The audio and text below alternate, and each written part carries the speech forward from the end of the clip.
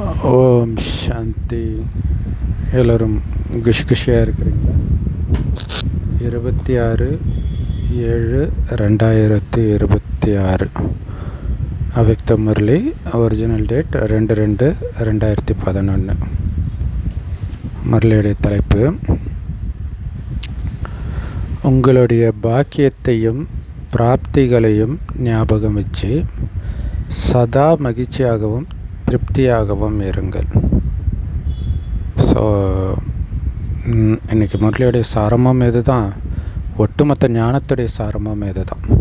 இல்லை, நடக்கிறது நடந்தே தீரும் நாடகத்தில் பதிவானது. ஆனால் உங்களுடைய பாக்கியத்தையும் பிராப்திகளையும் நீங்கள் ஞாபகம் வச்சுக்கிட்டு அந்த போதையிலே இங்கே இருக்கிற எல்லாத்தையும் மறக்கணும். இங்கே இருக்கிறது என்ன நடக்குதுன்னே தெரியக்கூடாது. அப்போ தான் நீங்கள் திருப்தியாகவும் மகிழ்ச்சியாகவும் இருப்பீங்க. இங்கே நடக்கிற ஒவ்வொரு விஷயத்தையும் சிரித்த முகத்தோடு கடக்கிறதுனால உங்களுக்கு பிராப்தி கிடைக்கிது. அதை தான் ஞாபகம் வச்சுக்க சொல்கிறார்.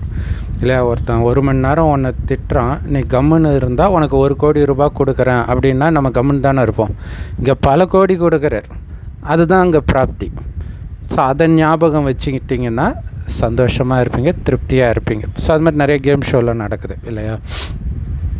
ஸோ பார்வை, எண்ணம், செயல்கள், இதன் மூலமாக மற்றவர்களையும் திருப்திப்படுத்தணும் இல்லையா? நாமளும் திருப்தியாக இருக்கணும். அதுக்கான வழி சொல்லிட்டார். நீங்கள் எவ்வளோ பெரிய பாக்கியசாலிகள்ன்றதும் எவ்வளோ பெரிய பிராப்தியை அடைஞ்சிட்டு இருக்கிறீங்க இந்த ஒரு விஷயத்தையும் கடக்கிறதன் மூலமாக, அமைதியாக கடக்கிறதன் மூலமாக அப்படின்னு ஞாபகம் வச்சுக்கிட்டால் மகிழ்ச்சியாகவும் திருப்தியாகவும் இருப்போம். அதே நேரத்தில் மற்றவர்களை நாம் திருப்திப்படுத்துகிற மாதிரி தான் நம்மளுடைய பார்வை, எண்ணம், செயல்கள் எல்லாமே இருக்கணும் இல்லையா? அந்த தெய்வீக பார்வை இருக்கணும். இன்றைக்கி பாப்தாதா எல்லா குழந்தைங்களையும் பார்த்து மகிழ்ச்சி அடைஞ்சிட்டு இருக்கிறார். ஒவ்வொரு குழந்தையும் பரமாத்மாவுடைய அன்புனால் வந்திருக்கிறாங்க. ஸோ அதனால் குழந்தைங்களுடைய நெற்றியில் பாக்கியத்தின் ரேகையை பாப்தாதா பார்க்குறாங்க. இந்த முழு கல்பத்துலேயுமே இவ்வளோ பெரிய பாக்கியம் வேறு யாருக்குமே கிடைக்கல, பாபா குழந்தைகளாகிய உங்களை தவிர. ஏன் தெரியுமா? ஏன்னா சுயம் பாக்கியத்தை வழங்கும் வல்லலே உங்களுக்கு பாக்கியத்தை கொடுக்குறார், மனிதர்கள் கொடுக்கல. அதனால் ஒவ்வொருத்தருடைய நெத்தியிலும் முதல்ல அந்த பாக்கிய நட்சத்திரம் ஜொலிச்சிட்டு இருக்குது. வாயில் இனிமையான வாணியின் ரேகை பிரகாசிச்சுட்டு இருக்குது. ஸோ அது ஞானம், அதையும் வாணின்னு சொல்கிறோம். என்னென்னா வாணினா ஜென்ரலாக வார்த்தைகள், சத்தம். ஸோ இனிமையான வார்த்தைகள் பிரகாசிச்சுட்டு இருக்குது. ஸோ இது ஒன்றுமே பாக்கிய ரேகை தான் இல்லை? இந்த கை ரேகை பார்ப்பாங்க இல்லையா ஜோசியத்தில், அவங்களுடைய தலை எழுத்தை, அதை உண்மையில் இப்போ நம்ம எழுதிட்டு இருக்கிறோம். அதனால தான் அந்த ரேகையை பார்த்துட்டு இருக்கிறேன்றார். அதேமாதிரி உங்களுடைய உதடுகளில் இனிய புன்னகையின் ரேகை ஜொலிச்சிட்டு இருக்குதுன்றார். இதயத்தை கொள்ளை கொள்ளும் திலாராம் பாபாவின் அன்பில் லயிச்சிருக்கிறீங்க. இந்த ரேகை ஜொலிச்சிட்டு இருக்குது. ஸோ இது எல்லாமே நமக்கு பாக்கியத்தை அதிகரிக்கக்கூடிய விஷயங்கள். இனிமையான வார்த்தை, பாபாவுடைய அன்பில் லயிச்சு இருக்கிறது எல்லாமே. ஸோ அதே மாதிரி கைகளில் அனைத்து பொக்கிஷங்களின் மேன்மையின் ரேகை பிரகாசிச்சுட்டு இருக்குது. அதே மாதிரி உங்கள் காலில் ஒவ்வொரு அடியிலும் அந்த பதத்தின் ரேகை பிரகாசிச்சுட்டு இருக்குது. அதாவது என்ன அர்த்தம்னா, ஒரு அடிக்கும் பல கோடி மடங்கு நன்மைகள் இல்லை, ஒவ்வொரு அடியிலும் பல கோடி மடங்கு நன்மைகள் இருக்குது. அந்த ரேகை ஜொலிச்சிட்டு இருக்குது. இதெல்லாம் எப்போ ஜொலிக்கன்னா, ஒரு வினாடி விடாமல் பாபா நினைவிலேயே பாபாவுடைய வழிப்படி நடக்கிறதன் மூலமாக. ஸோ அதனால் யோசிச்சு பாருங்கள், இந்த மாதிரி பாக்கியம் வேறு யாருக்காவது கிடைக்குமா? நீங்கள் எடுத்து வைக்கிற ஒவ்வொரு அடியிலும் பல கோடி மடங்கு வருமானம் யாருக்காவது கிடைக்குமா? அதனால தான் உங்களுடைய நினைவு சித்திரத்தில் கூட பாக்கியத்தின் வர்ணனை செய்யப்பட்டு இருக்குது. இந்த பாக்கியத்தை சுயம் பாக்கிய விதாதாவே, அதாவது பாக்கியத்தை வழங்குகிற வல்லலே ஒவ்வொரு குழந்தைக்கும் உருவாக்கி இருக்கிறார். பாப்தாதா ஒவ்வொரு குழந்தையுடைய பாக்கியத்தையும் பார்த்து ஒவ்வொரு குழந்தைக்கும் சபாஷ் குழந்தைகளே சபாஷ் அப்படின்னு வாழ்த்து தெரிவிக்கிறார்.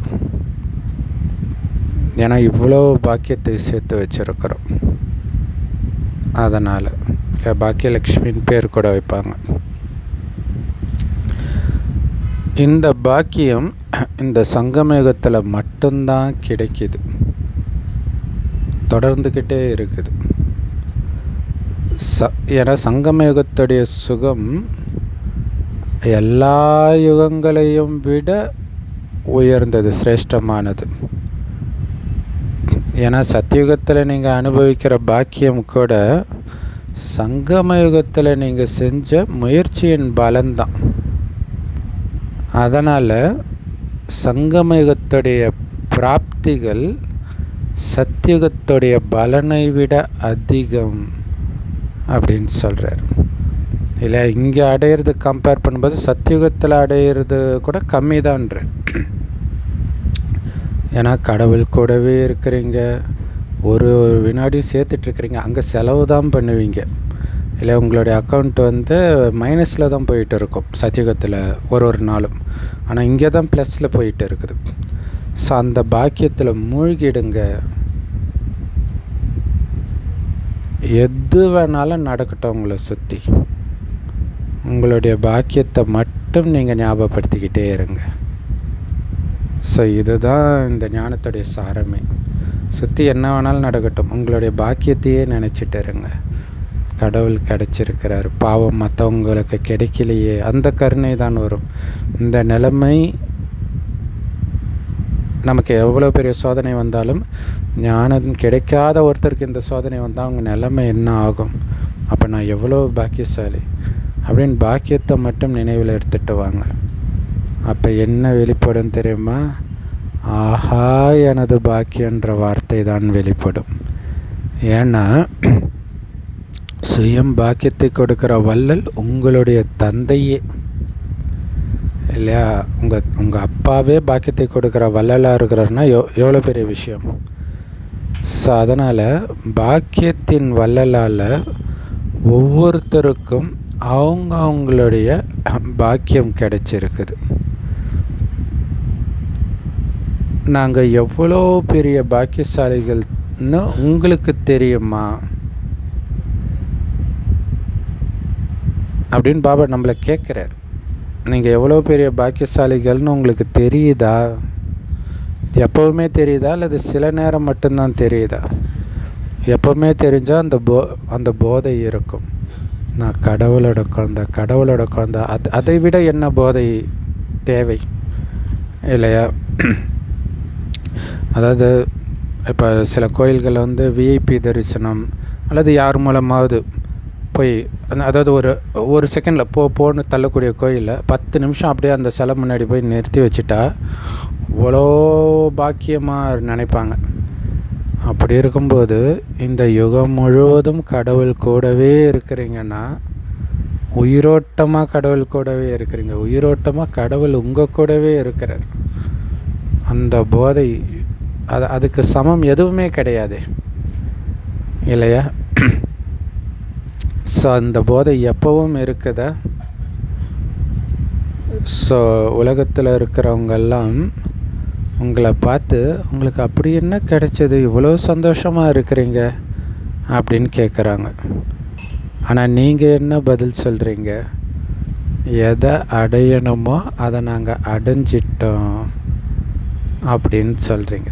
அதனால தான் இல்லையா, பிறவி பயனையே அடைஞ்சிட்டோன்னு சொல்லுவாங்களே, அந்த மாதிரி நாங்கள் அடைஞ்சிட்டோம். அப்படி அடைஞ்சிட்டோன்னு நினைக்கிறவங்க கையை உயர்த்துங்க. அடைஞ்சிட்டோம் இல்லையா? அடைஞ்சிட்டோம் தானே? ஸோ பெருமையோடு சொல்கிறீங்க. கிடைக்கலன்ற பொருளே எதுவுமே கிடையாது இப்போ. ஏன்னா சத்தியுகத்தை விட இங்கே தான் பிராப்தி எல்லாமே அதிகம்ன்றார் இல்லையா? அப்போ அந்த சத்தியுகத்தில் எல்லாமே இருக்கும், ஆனால் அதெல்லாம் கிடைத்தும் வரக்கூடிய சந்தோஷத்தை விட இப்போ அதிக சந்தோஷம் இருக்கணும். ஏன்னா பாபா கிடச்சிட்டார், எல்லாத்தையும் கொடுக்குறவர் கிடச்சிட்டார். இதை நம்ம எப்படி புரிஞ்சுக்கலாம் அப்படின்னா, காசு இருக்குது, வீடு நிறைய தங்கம் இருக்குது, நகை இருக்குது, எல்லாம் இருக்குது ஒன்று. ஆனால் இது எதுவுமே கிடையாது. ஆனால் ஒரு டெபிட் கார்டு இருக்குது உங்ககிட்ட, அதில் கோடிக்கணக்கான ரூபாய் இருக்குது. ஆனால் கையில் இருக்குது வெறும் ஒரே ஒரு கார்டு தான். ஆனால் இதை வைத்து நீங்கள் எதை வேண்டுமானாலும் வாங்கலாம். அந்த மாதிரி தான் பாபா இல்லையா? ஸோ அதை புரிஞ்சுக்கணும். இதை வைத்துத்தான் அனைத்தையும் நாம் அடைய போகிறோம். 2500 வருடத்தின் ஆஸ்தி அடைய போகிறோம். கரெக்டாக சொல்லணும் 5000 வருட ஆஸ்தியுமே இந்த பாபான்ற ஒரு புள்ளியை வச்சு தான் அடைய போகிறோம். அந்த புள்ளி நமக்கு கிடச்சிட்டார். அப்போ கிடைக்கலன்ற பொருளே கிடையாது. ஸோ அந்த பெருமிதம் இருக்குது தானே. ஸோ எப்படி கிடச்சிது? எல்லாமே பாபாவை தெரிஞ்சுக்கிட்டோம், பாபாவை ஏற்றுக்கிட்டோம், பாபாவை நம்முடையவராக்கிட்டோம். அவ்வளோதான், எல்லா பாக்கியமும் கிடச்சிடுச்சு. பாக்கியத்தின் கதவுகள் திறந்துடுச்சு இல்லை? ஜஸ்ட்டு பாபாவை தெரிஞ்சுக்கிட்டு என்னோடய அப்பான்னு ஏற்றுக்கிட்டோம், அவ்வளோதான், எல்லாமே கிடச்சிடுச்சு. ஸோ இந்த பாக்கியத்தை எந்த அளவுக்கு நீங்கள் திரும்ப திரும்ப ஞாபகப்படுத்திக்கிட்டே இருக்கிறீங்களோ அந்த அளவுக்கு மகிழ்ச்சியாக இருப்பீங்க. பாக்கியசாலி ஆத்மாவுடைய முகம் எப்போவுமே மகிழ்ச்சியாக தான் இருக்கும் இல்லையா? அப்போ இதை நினைக்கணும். அதுதான் ரொம்ப முக்கியமான விஷயம் இல்லையா? பாபா அப்படிப்பட்டவர். இப்போ டெபிட் கார்டு நீங்கள் வச்சுருந்தா கூட அதில் இருக்கிறது தான் செலவு பண்ண முடியும். அப்போ நீங்கள் செலவு பண்ண குறையும். ஆனால் இங்கே குறையாது, கொடுத்துக்கிட்டே இருக்கிறவர் இருக்கிறாரு கூட. அதனால தான் பாபா அலாவுதீன் அற்புத விளக்குன்னு சொல்லுவார் பாபாவை. அந்த அற்புத விளக்கு அது தேய்ச்சா எது வேணாலும் கிடைக்கும் இல்லையா? அந்த மாதிரி அற்புத விளக்கு பாபா. ஸோ ஒவ்வொரு மதத்துலேயும் கடவுளை பற்றியே தெரியாது. ஆனால் அப்படியே முருகனை உருகி உருகி பாடுவாங்க, புகழ் பாடுவாங்க, இயேசுவை பற்றி பேசுவாங்க. ஆனால் கடவுளை பற்றி அவங்களுக்கு தெரியாது. அவரால் என்ன கிடைக்குது எதுவுமே தெரியாது, யாருன்னே தெரியாது அவங்களாம். இவங்களாக ஒரு கற்பனை பண்ணிட்டு பாடிட்டு இருப்பாங்க. ஆனால் ஒரிஜினலான கடவுளே வந்திருக்கிறாரு அப்படின்னா எவ்வளோ சந்தோஷம் இருக்கணும். அனைத்தையும் கொடுக்கக்கூடியவர் வந்திருக்கிறார், அந்த சந்தோஷம் இருக்குது இல்லையா? அதை விட பாக்கியசாலி யார் இருக்க முடியும்? கடவுளே கிடைக்க பெற்றவர்கள். அப்படிப்பட்ட பாக்கியசாலிகளுடைய பார்வை, உள்ளுணர்வு, செயல் இது எப்பவுமே திருப்தியாக இருக்கும். ஸோ தானும் திருப்தியாக இருப்பாங்க, மற்றவர்களையும் திருப்திப்படுத்துவாங்க இல்லை? இந்த பாக்கியத்தை நினைத்து நினைத்து பார்த்து சந்தோஷமாக இருக்கிறவங்களுடைய பார்வை, அவங்களுடைய உள்ளுணர்வு, அவங்க செய்கிற ஒவ்வொரு செயலையும் திருப்தியாக இருக்கும். ஏன்னா கடவுளோடு போயிட்டு இருக்கிறோம் இல்லை? பக்தர்கள் தீ மிதி திருவிழா இந்த ஆடி மாதம் ரொம்ப ஃபேமஸ். நெருப்பு மிதிப்பாங்க. ஆனால் நெருப்பு மிதிச்சுட்டு ரொம்ப வலிக்கும் அவங்களுக்கு. போய் தண்ணியில் உடனே போய் விழுந்துருவாங்க. இதெல்லாம் அவங்களுக்கு ஒன்றும் சுடாமலாம் இருக்காது. எல்லாமே அடகு குத்துறது எல்லாமே அப்படி தான். ஆனால் இங்கே நெருப்பு மாதிரி தான் இருக்கும் சுற்றி இருக்கிறதெல்லாம். ஆனால் அது நமக்கு உணராது இல்லை? சூழ்நிலை நெருப்பு மாதிரி இருக்கும், ஆனால் நமக்கு ஏதோ ஜில்லுன்னு ஏசியில் இருக்கிற மாதிரி இருக்கும். அதனால் உங்களுடைய பார்வையில் எந்த விதமான பதற்றமும் இருக்காது, உள்ளுணர்வும் அப்படி தான் இல்லை? இன்றைக்கி உலகம் எவ்வளோ பதற்றம் இருக்குது. ஆனால் அரசியல் தலைவர்களும் சிரிச்சுக்கிட்டு தான் இருக்கிறாங்க. ஆச்சரியமாக இருக்குது, எப்படி இவ்வளோ பிரச்சனையை வச்சு ஒரு நாடு இன்னொரு நாட்டை அழிச்சிடுவேன்னு மிரட்டினா கூட அவங்க சிரிச்சுக்கிட்டு பேசுகிறாங்க. ஆச்சரியமாக இருக்குது. ஆனால் இங்கே கடவுள் இருக்கிறார். அவங்களுக்கு தெரியாது எது ஜெயிக்கும் எது தோக்கும், யார் ஜெயிப்பாங்க, அந்த சண்டையில் தெரியாது. ஆனால் இங்கே கண்டிப்பாக நம்ம ஜெயிக்க போகிறோன்னு தெரியும். ஏன்னா கூட கடவுள் இருக்கார். கடவுள் இருந்தால் வெற்றி. ஸோ அது பின்னாடி வரும். ஸோ அப்போ உங்களுடைய பார்வை திருப்தி, அதாவது அப்போ நீங்கள் எது நடந்தாலும் திருப்தியாக தான் இருப்பீங்க. நெருப்பு மேலே நடந்தாலும் உங்களுக்கு சந்தோஷமாக இருக்கும். ஏன்னா அடைய போகிற ரிசல்ட், ஏன்னா அவங்க நெருப்பில் நடக்கிறதுனால அவங்களுக்கு எதுவும் கிடைக்க போகிறது கிடையாது இல்லையா? ஆனால் இங்கே கிடைக்கும். அதனால் எது நடந்தாலும் பார்வை திருப்தியாக இருக்கும், உள்ளுணர்வு திருப்தியாக இருக்கும், செயலும் எப்பவும் திருப்தியாக இருக்கும். அப்போ அவங்களுடைய பார்வை திருப்தியாக இருந்தால் அவங்கள பார்க்குறவங்களும் திருப்தியாக தான் இருப்பாங்க. அவங்களுடைய உள்ளுணர்வு திருப்தியாக இருந்தால் எதிர இருக்கிறவங்களுடைய உள்ளுணர்வும் திருப்தியாக மாறிடும் இல்லை? ஸோ அப்படி தானும் திருப்தியாக இருந்து மற்றவர்களையும் திருப்திப்படுத்துவாங்க. அதனால் உங்கள் எல்லோருக்கும் அந்த திருப்தியின் போதை இருக்குதா அப்படின்னு பாபா கேட்குறார். ஏன்னா திருப்தியின் ஆதாரத்தில் தான் எல்லா பிராப்தியும் அமையுதுன்ற. சூப்பர் இல்லையா? நீங்கள் எந்த அளவுக்கு திருப்தியாக இருக்கிறீங்க, அதன் ஆதாரத்தில் தான் எல்லாமே கிடைக்கிது. ஒரு ஒரு சூழ்நிலையிலையும் திருப்தியாக இருக்கிறீங்களா? ஒரு ஒரு பிரச்சனையிலையும் திருப்தியாக இருக்கிறீங்களா? திருப்தியாக இருந்தால் உங்களுக்கு அங்கே சேமிப்பு ஆகிட்டே இருக்குதுன்னு புரிஞ்சுக்கணும். கொஞ்சம் அப்படியே புலம்ப ஆரம்பிக்கிறீங்க, மனசளவில் புலம்புனா கூட பிராப்தி குறையுது, பிராப்தியை இழக்கிறீங்க. ஸோ அப்போ அத்திருப்தி மூலமாக அப்பிராப்தி அமையுதுன்றார். அப்பிராப்திக்கு ஆதாரமே அத்திருப்தின்றார்.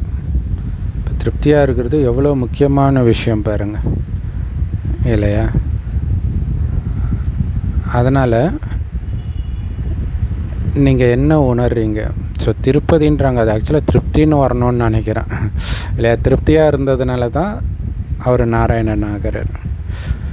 ஸோ அதனால் நீங்கள் என்ன உணர்றீங்க? ஏதாவது கிடைக்காத பொருள்னு இருக்குதா, அல்லது எல்லாத்தையும் அடைஞ்சிட்டிங்களா? இல்லை இந்த பக்தர்களே சொல்லுவாங்க, எனக்கு இது வேணும்னு நான் கடவுள்கிட்ட வேண்டவே மாட்டேன் அப்படின்னா என்ன அர்த்தம்? அவங்க திருப்தியாக இருக்கிறாங்கன்னு அர்த்தம். ஸோ அதே மாதிரி தான் நம்பலும் பக்தர்களே அப்படி இருக்கிற பக்தர்கள் பாபா குழந்தைங்க உண்மையிலே இல்லையா? ஆனால் ஞானத்தை எடுக்கிறாங்களா இல்லையான்றது அவங்களுடைய அதிர்ஷ்டம். ஸோ அதான் பாபா சொல்கிறார், கிடைக்காத பொருள் ஏதாவது இருக்குதா? எல்லாத்தையும் அடைஞ்சிட்டிங்கல்ல, அப்போ அடைஞ்சிட்ட போதை இருக்குதா? அதான் பிராப்தி ஆகிறதுன்றது, அடையிறது. இப்போ எல்லாத்தையும் அடைஞ்சிட்டோன்னா அந்த போதை இருக்கணும்ல, உங்களுடைய ராஜ்யம். அப்போ உங்களுக்கு அது போதை இருக்கணும்ல. இப்போ யோசிச்சுப்பாங்க, நீங்கள் ராஜாவுடைய நாட்டில் எல்லோரும் பணக்காரங்களாக இருந்தால் ராஜாவுக்கு பெருமை தானே? அந்த மாதிரி இங்கே இருக்கிற எதை பார்த்தாலும் உங்களுக்கு ஃபீல் ஆகணும், இவங்க என்னுடையவர்கள். அப்போ உங்களுக்கு யாரையும் பார்த்து போகாமல் இதெல்லாம் வராது, ஏன்னா ராஜா நீங்கள் இல்லையா? அதனால் அந்த பிராப்தியின் போதை இருக்குதா? அவங்க உங்களை ராஜாவாக தானே வச்சுருக்கிறாங்க. கிறிஸ்தவர்கள் இயேசு ராஜா, இயேசு ராஜா, இயேசு ராஜா, ஸ்தோத்திரம் ஸ்தோத்திரம் ராஜான்றாங்க. இந்துக்களும் பார்த்திங்கன்னா முருகனுக்கு அரசன் கோலம் கொடுக்குறாங்க. எல்லா தெய்வங்களும் ராஜாவாக தான் வச்சுருக்கிறாங்க.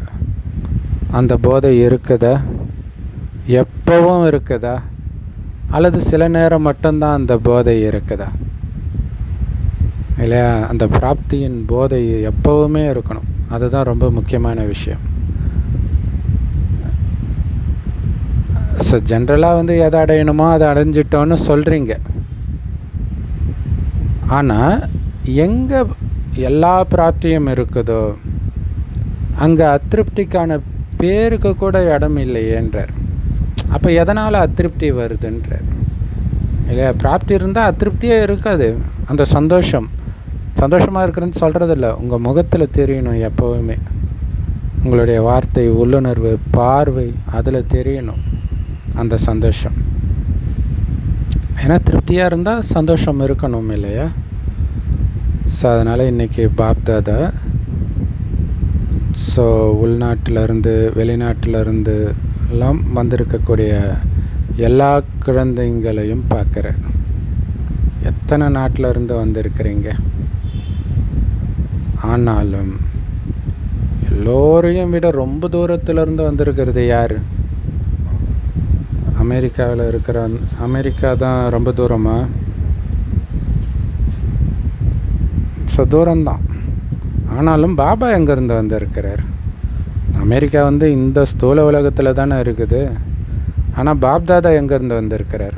பரந்தாமத்திலேருந்து சிவபாபாவும் சூக்ஷ்மோதனத்திலேருந்து பிரம்மா பாபாவும் வந்திருக்கிறாங்கன்னா யார் ரொம்ப தூரத்துலேருந்து வந்திருக்கிறாங்க?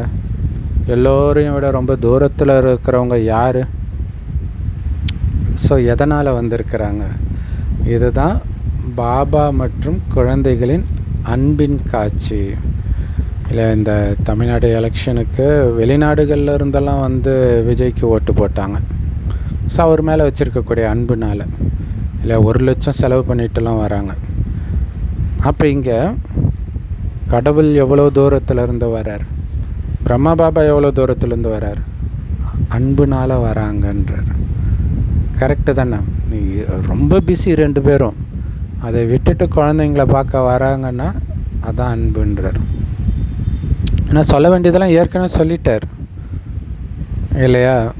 அதுக்கப்புறம்லாம் பார்த்திங்கன்னா நீங்கள் அவ்யக்த முறையில் பார்க்க பார்த்திங்கன்னா கொஞ்சம் கொஞ்சமாக ரிப்பீட் ஆகிறது உங்களுக்கு தெரியும். ஒரே விஷயத்தையே திரும்ப திரும்ப பாபா சொல்கிறாரு, ரிவைஸ் பண்ணிக்கிட்டே இருக்கிறாரு அப்படின்னு தெரியும். அதான் சொல்லியாச்சு, நம்ம எதுக்கு போகணும் அப்படின்னு அவர் நினைக்கல. அதான் அன்பின் காட்சின்றார். நீங்கள் என்னோட பாபான்னு சொல்கிறீங்க, பாபாவும் என்னோட குழந்தைன்னு சொல்கிறார். ஸோ அந்த ஒரு பாபாவை மட்டும் தெரிஞ்சுக்கிட்டதுனால உங்களுக்கு எவ்வளோ பெரிய ஆஸ்தி கிடச்சிடுச்சு பாருங்கள். இது எவ்வளோ ஜஸ்ட்டு நீங்கள் பாபாவை மட்டும், அந்த புள்ளியை மட்டும் தெரிஞ்சுக்கிட்டீங்க யாருன்னு, உலகமே உங்களோட இதாகிடுச்சு. எவ்வளோ பெரிய விஷயம் இல்லையா?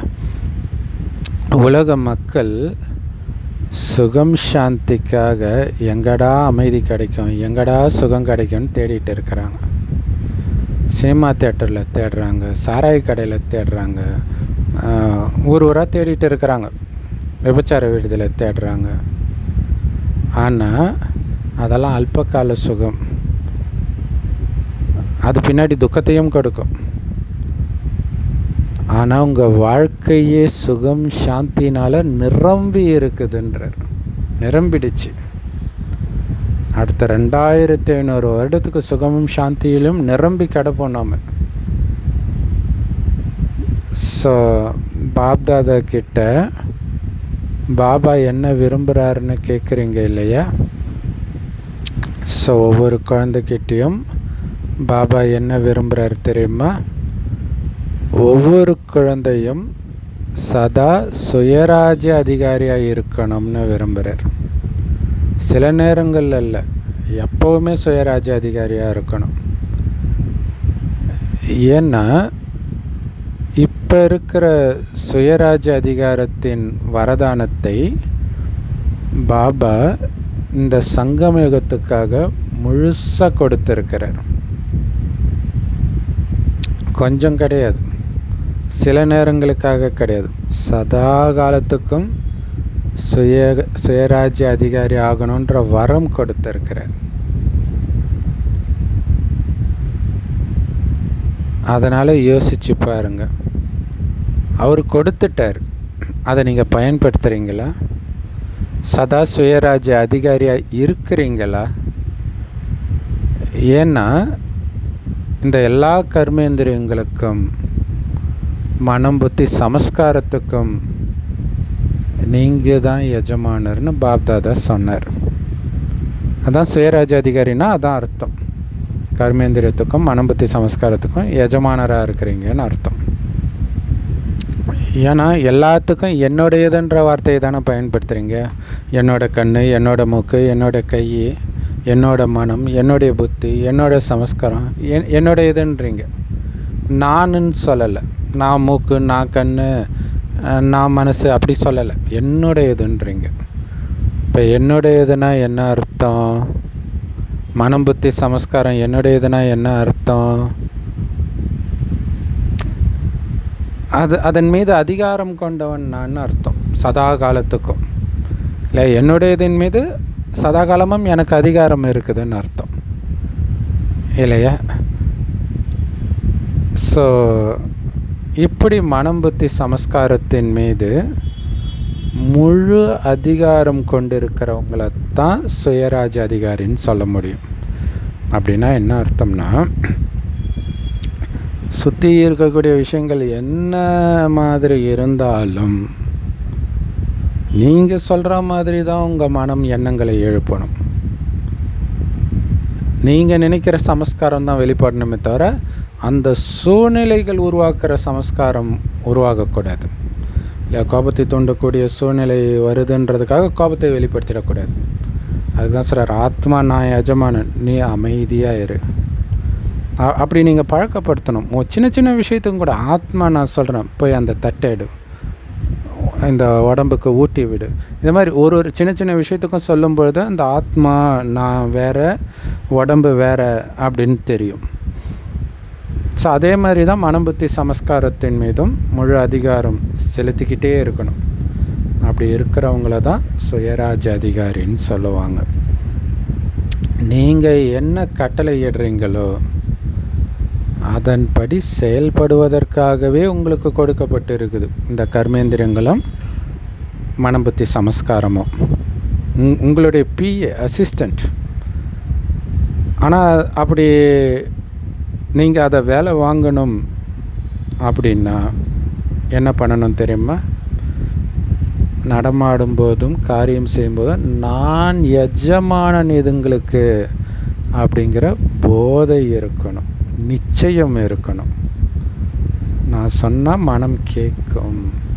நான் சொல்கிற இடத்துக்கு இல்லை, இந்த யானை பாகன்னு சொல்கிறது அந்த யானை கேட்குதில்ல, அவ்வளோ பெரிய யானையே கேட்குதில்ல. அந்த மாதிரி உங்கள் மனம் புத்தி சமஸ்காரம், இந்த சமஸ்காரத்தை தான் வெளிப்படுத்தோன்னா இந்த சமஸ்காரம் தான் வெளிப்படணும். ஸோ இந்த போதை இருக்கணும். நடமாடும் போதும் காரியம் செய்யும்போதும் நான் எஜமானர்ன்ற போதை இருக்கணும், நிச்சயம் இருக்கணும். இப்போ ஆத்மாக்களுக்கு மனதின் மூலமாகவும் சேவை செய்கிற நேரம் இருக்குது. இல்லை, வெறும் வாய் வழியாக ஞானத்தை கொடுக்குற சேவை மட்டும் பத்தாது, மனதாலையும் சேவை செய்ய வேண்டிய நேரம் வந்துடுச்சு. அப்போ 2011 சொல்கிறார், 15 வருஷத்துக்கு முன்னாடியே. ஏன்னா உங்களுடைய பக்தர்கள், ஏ மூதாதையர்களே, எங்களுக்கு கொஞ்சமாச்சும் சுக மற்றும் சாந்தியின் கிரணங்களை கொடுங்கன்ட்டு அவங்க கதறிட்டு இருக்கிறாங்க. கோயிலுக்கு அதுக்கு தானே போகிறாங்க, இங்கே வந்தால் கொஞ்சம் மனசுக்கு நிம்மதியாக இருக்குதுப்பான்றாங்க.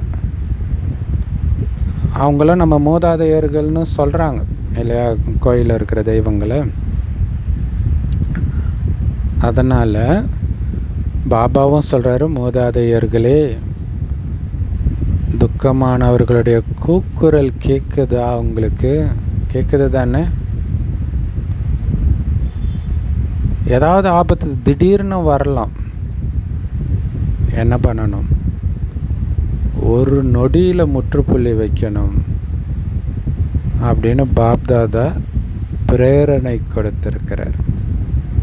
இஷாரா, அதுதான் ஆன்சர்.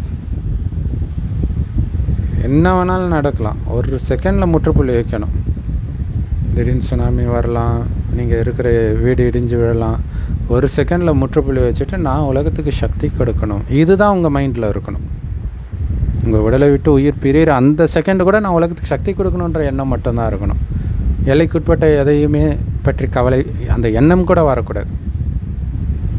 டக்குன்னு முற்றுப்புள்ளி வைக்கணும். அப்போ தான் நீங்கள் உலகத்துக்கு சக்தி கொடுக்கறதுக்கு தகுதி வாய்ந்தவர். ஸோ அதனால் அந்த பயிற்சியும் செஞ்சிட்டு இருக்கிறீங்களா? எவர் ரெடி? ஒரு நொடியில் முற்றுப்புள்ளி வைக்கிற பயிற்சி செஞ்சுட்டு இருக்கிறீங்களா? ஏன்னா திடீர்னு நடக்கக்கூடிய அந்த நேரத்தில் முயற்சி செய்கிறதுக்கான நேரம் இருக்காது இல்லையா?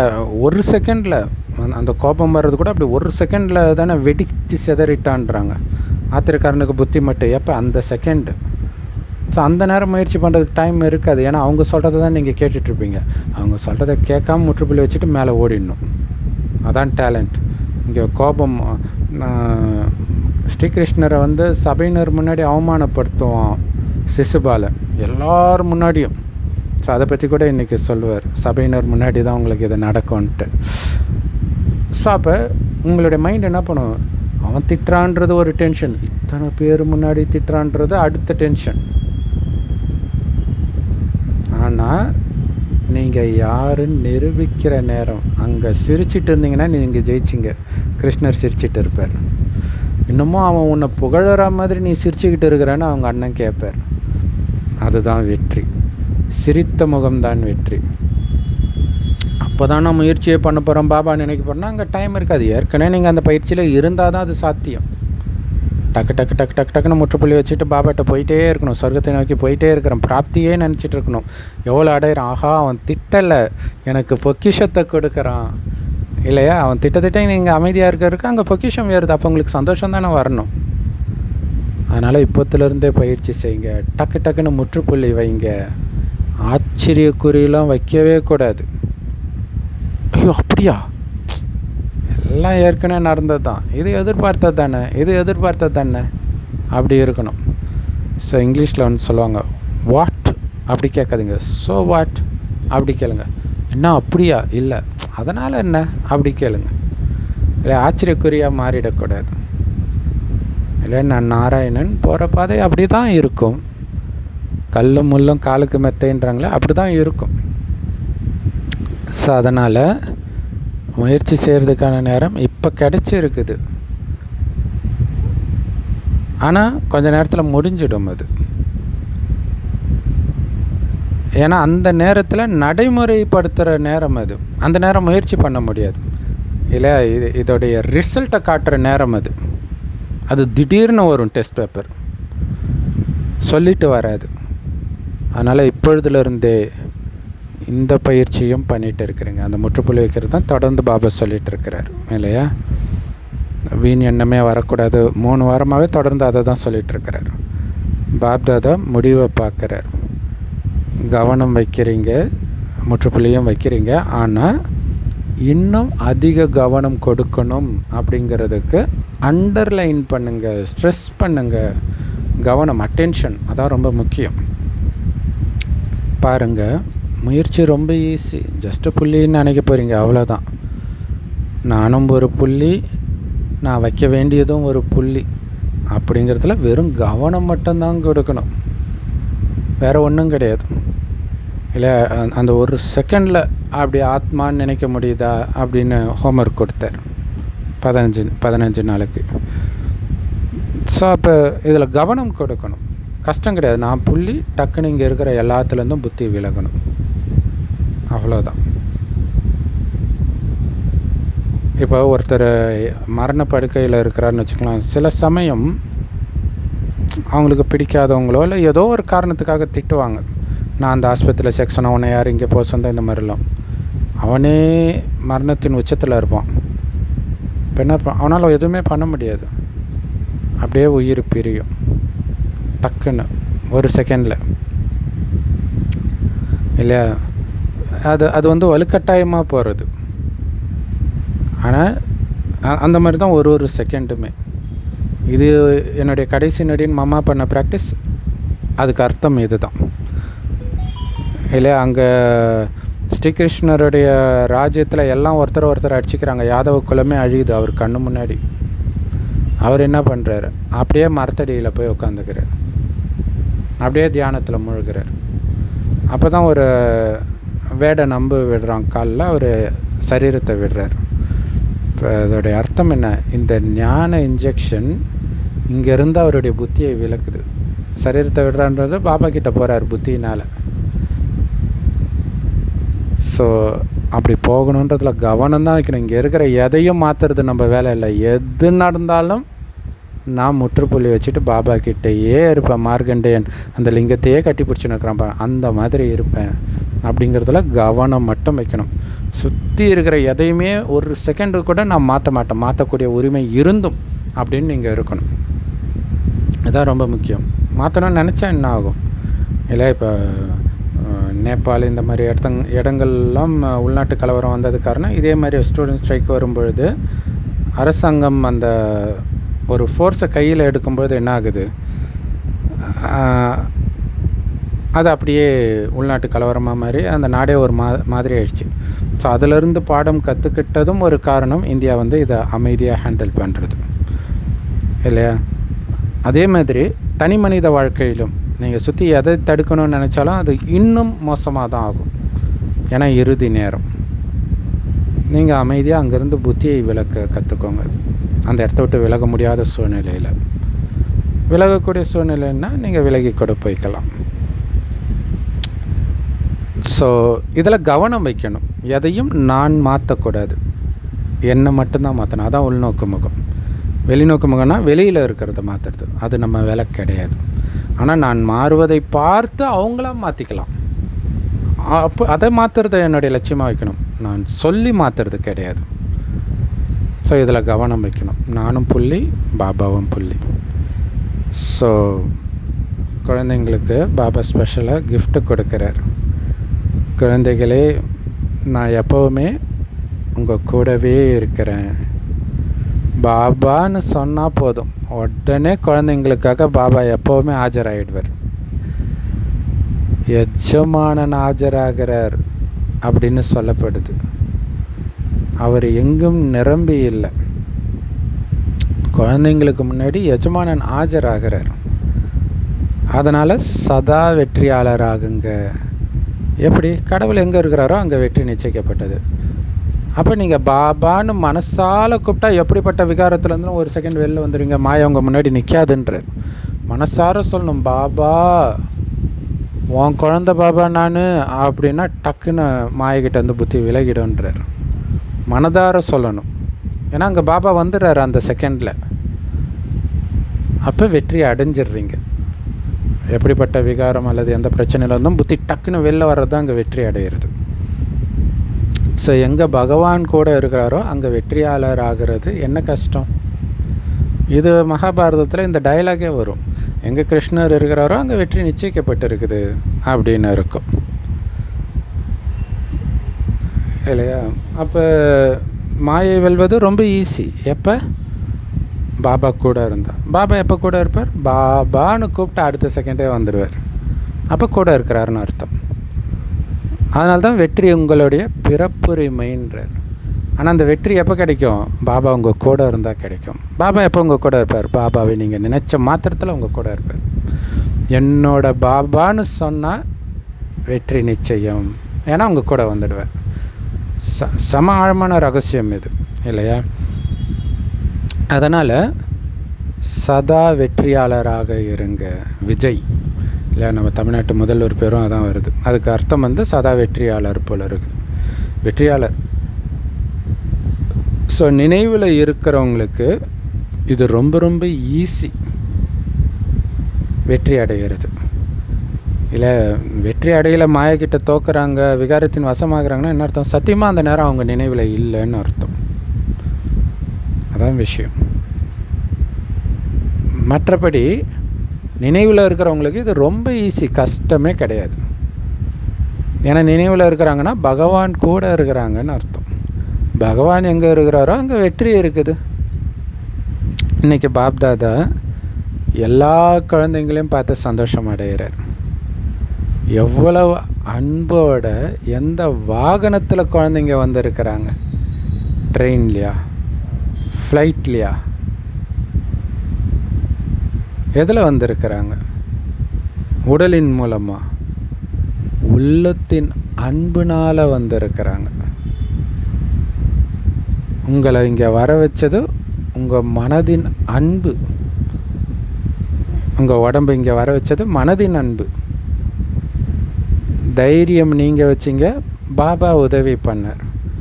எத்தனை பேர் டூருக்கு போகிறேன்னு போய் சொல்லிவிட்டு பாபாவை பார்க்க மதுபனுக்கு போயிருக்கிறாங்க. குறிப்பாக மாத்தாஸ். இந்த மாதிரி நிறைய யுக்திகள். பாபா பார்த்துக்குவார் அப்படின்ட்டு போயிட்டு வந்துடுறாங்க. இப்போ பாப்தாதா விரும்புகிறது என்னென்னா, ஒவ்வொரு குழந்தையும் ஒவ்வொரு செயலிலும் தன்னுடைய சுயராஜ்யம்ன்ற சீட்டில் செட்டாகி இருக்கணும். அவ்வளோதான் இல்லையா? கோயிலில் சாமி என்ன பண்ணுது? அழகாக உட்காந்துட்டு இருக்குது. அது என்ன சீட்டு தெரியுமா? சுயராஜ்யம், ஸ்வமானம்ன்ற சீட்டு. அதுலேயே இருக்கணும். அதை விட்டு வெளிலே வரக்கூடாது. அதே சிந்தனையில் இருக்கிறது மட்டும்தான் உங்களுடைய வேலை. எந்த காரியம் செஞ்சாலும், எந்த சூழ்நிலை வந்தாலும், அந்தந்த நேரத்துக்கேற்ற ஏதோ ஒரு ஸ்வமான். அதில் செட்டாகி இருக்கணும். அந்த ஸ்வமானத்தின் மனநிலை தான் வரணுமே தவிர சூழ்நிலையின் மனநிலை வரக்கூடாது. அப்போ ஸ்வமானத்தில் நீங்கள் சரியாக இல்லைன்னு அர்த்தம். சூழ்நிலையின் பிரபாவம் வந்துச்சுனாலே நீங்கள் ஸ்வமானத்தில் இருக்க மாட்டீங்க, ஏன்னா புத்தி வேலை செய்யாது. ஸோ அப்போ எப்போவுமே இந்த பயிற்சி பண்ணும்போது தான் சூழ்நிலையை உங்களால் வெற்றி கொள்ள முடியும். ஸோ இன்றைக்கி முதல் முறையாக வந்தவர்களை பாபா கை உயர்த்த சொல்கிறார், நிற்க சொல்கிறாரு. நிறைய பேர் வந்திருக்கிறாங்க. எப்படி முதல் முறையாக வந்தீங்களோ அதே மாதிரி முதல் நம்பர்லேயும் வரணும். முதல் நம்பரில் பாபா கூட போகணும். ஸோ தைரியம் வச்சிங்கன்னா பாபாவுடைய உதவியும் கிடைக்கும். இப்போ முதல் முறையாக வந்திருக்கிறாங்கன்னா என்ன அர்த்தம்? புது குழந்தை. அவங்களுக்கு தான் சொல்கிறார், நீங்கள் தைரியம் வச்சா பாபாவுடைய உதவி கிடைக்கும்ன்றார். முடியுமா பாபானா? தைரியம் வை, முடியும், நான் உதவி பண்ணுறேன்றார். இதுதான் பாபாவுடைய வரதானம். தைரியம் உங்களுடையது, உதவி பாபாவுடையது. ஸோ தைரியத்தோட எவ்வளோ தூரம் முன்னேற விரும்புகிறீங்களோ அந்த அளவுக்கு உங்களுக்கு முன்னேறதுக்கான வாய்ப்பு இருக்குது. வாய்ப்பு இல்லாமல் கிடையாது. தைரியம் வைங்க. இல்லை நாராயணன் ஆகியே தீர்வுனா முடியும்.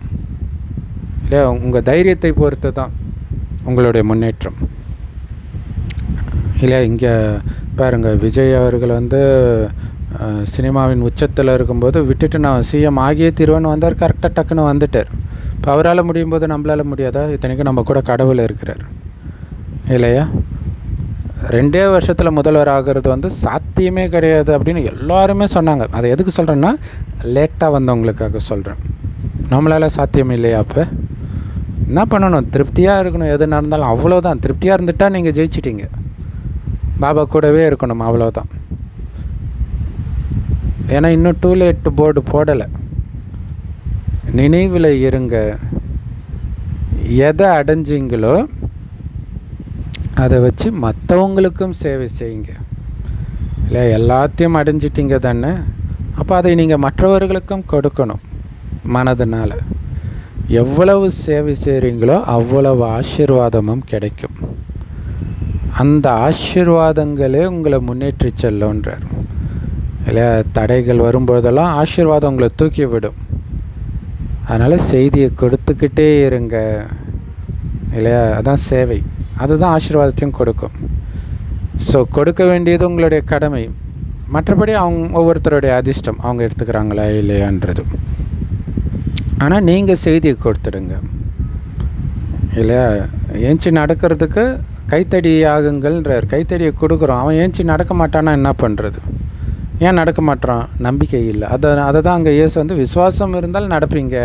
அவங்க ஸ்தூலமான ஊனமானவர்களை நடக்க வைக்கிறதுன்னு தப்பாக புரிஞ்சுக்கிட்டாங்க. ஸோ செய்தியை கொடுத்துடுங்க. கொடுக்க கொடுக்க உங்களுக்கான புண்ணியம் சேர்ந்துக்கிட்டே இருக்கும். அப்போ அந்த புண்ணியமே உங்களை முன்னேற்றிக்கிட்டே இருக்கும். சூப்பர் இல்லையா? ஆசீர்வாதம், புண்ணியம், இதை சேர்த்துக்கிட்டே இருந்தீங்கன்னா அதுவே உங்களை முன்னேற்றன்றார். ஸோ அமிர்த வேலையில் பாப்தாதா எல்லா திசையிலும் சுற்றி வராரு. அது அவருக்கு ஒன்றும் பெரிய விஷயம் கிடையாது, கஷ்டம் கிடையாது. ஸோ 4 மணி அமிர்த வேலையில் பாபாவை சந்திக்கிறதோடைய சிறப்பு என்ன தெரியுமா? காலையில் 4 மணிக்கு பாப்தாதா எல்லா குழந்தைங்களுக்கும் ரொம்ப ஈஸியாக வரதானங்களை கொடுக்குறார் அப்படின்னு பாப்தாதா ஏற்கனவே சொல்லியிருக்கிறார். ஈஸியாக பாப்தாதா கிட்டேருந்து வரதானத்தை பெறக்கூடிய நேரம் அது. பக்தர்கள் கூட சுப நிகழ்ச்சிகள்லாம் 4 மணி இல்லாட்டினாலும் 5 மணிக்கு அப்படி பண்ணுறாங்க. சிலர் 4 மணிக்குமே கூட பண்ணுறாங்க. இல்லை வீடு கிரக பிரவேசம் இந்த மாதிரி நிறைய நல்ல விஷயங்களை எல்லாம். அப்படி இருக்கும்போது நமக்கு என்ன? அவங்களுக்கு ஒன்றும் பாபா வரம் கொடுக்கல, நமக்கு தான் கொடுக்குறார். ஸோ அந்த 4 மணி சந்திப்புக்கு அப்படி ஒரு விசேஷம் இருக்குதுன்றார். ஈஸியாக வரதானத்தை அடையலான்றார். ஏன்னா வரதானம் கொடுக்கிறவருடைய விசேஷமான பாகமே அமிர்த வேலை நேரம்தான்றார். இப்போ பாருங்களேன், பாபா நிறைய ரோல் பண்ணுறாரு. அதில் வரதானம் கொடுக்குற ரோலை அமிர்த வேலையில் தான் பண்ணுறாருன்றார். ஸோ அப்போ அமிர்த வேலை எவ்வளோ முக்கியமான விஷயம் பாருங்க. பல வருஷம் ஆகியும் விகாரத்தை விட முடியல, அல்லது வேறு ஏதோ கோபம், ஏதோ ஒரு வீக்னஸ் இருக்குது, பற்ற விட முடியல அப்படின்னா அமிர்த வேலையில் அந்த சக்தியை வரமாக பாபா கிட்டேருந்து நீங்கள் அடையணும். ஏன்னா நீங்கள் என்ன வரம் கேட்டாலும் பாபா அந்த நேரம் கொடுத்துட்றார், முயற்சி செஞ்சு பாருங்கன்றார். ஆனால் வரதானத்தை பெறுவதற்கு நீங்கள் விழிப்போடு இருக்கணும், தூக்க கலக்கத்தில் இருக்கக்கூடாது. விழிப்புடன் இல்லை, தூக்க கலக்கத்தில் இருக்கிறீங்கன்னா பாபா சுற்றி வந்து பார்த்துட்டு திரும்பி போயிடுவார். குழந்தை எதுவுமே கேட்கல, தூக்க கலக்கத்தில் இருக்கும்போது எப்படி நீங்கள் கேட்பீங்க? இல்லை கேட்குறீங்கன்னு அர்த்தம் என்னென்னா அந்த சமானத்திலே இருக்கிறது, அது உங்களுடையதாகவே மாறிடும். அதுதான் சக்தி வேல் பார்வதி முருகனுக்கு கொடுத்ததா சொல்கிறாங்க இல்லையா? அப்போ நீங்கள் யோசிச்சுட்டு இருப்பீங்க, அதை ஒரு போதையாக எடுக்க மாட்டீங்க. ஏதோ ஒரு தூக்க கலக்கத்தில் ஏதோ ஒன்று சொல்லிகிட்டு இருப்பீங்க, அவ்வளோதான். அதனால் அமிர்த வேலைக்கு முக்கியத்துவம் கொடுக்குறீங்க, ஆனால் இன்னும் அதிக கவனம் கொடுக்கணும், அலர்ட்டாக இருக்கணும், விழிப்போடு இருக்கணும். ஸோ காலத்துக்கு ஏற்ப சேவையும் அதிகரிக்குது. சேவையின் காரணமாக பாபா கிட்டேருந்து வரதானம் அடையிறதுலேருந்து விலகி இருக்க முடியாதுங்கிறதையும் பாப்தாதா பார்த்துருக்கிறார். ஸோ அப்படின்னு என்ன அர்த்தம்? சேவை செய்கிறத காரணமாக வச்சு நான் அமிர்த வேலையை ஏந்திரிக்கலை அப்படின்னு இருக்கக்கூடாதுன்றார். அப்போ வரதானம் பெறுவதிலிருந்து விலகி இருக்கிறீங்கன்றார். அப்படி விலகி இருக்கக்கூடாது, விலகி இருக்க முடியாது என் குழந்தைங்களால் அப்படின்ட்டு பாபா சொல்கிறார். மற்றபடி இரட்டை வெளிநாட்டவர்கள் பெரும்பான்மையானவர்கள் முயற்சி செய்கிறாங்க, இருந்தாலும் கவனம், அதுக்கு அண்டர்லைன் பண்ணணும். மற்றபடி மதுபனுக்கு எப்படியாவது வந்துடுறீங்க. பாப்தாதா அதுக்காக விசேஷமாக எல்லா குழந்தைங்களுக்கும் வாழ்த்து தெரிவிக்கிறார். ஸோ பாப்தாதா சமஸ்காரம் உங்கள் கண்ட்ரோலில் இருக்கணும் அப்படின்ட்டு இஷாரா கொடுத்தாரு இல்லையா? அதை கண்டிப்பாக செய்யணும்னு புரிஞ்சுக்கணும். அதை செய்கிறதுக்கு என்ன பண்ணணும்னா, தினமும் அமிர்த வேலையில் அந்த மாதிரி ஸ்வமானம் வைக்கணும்.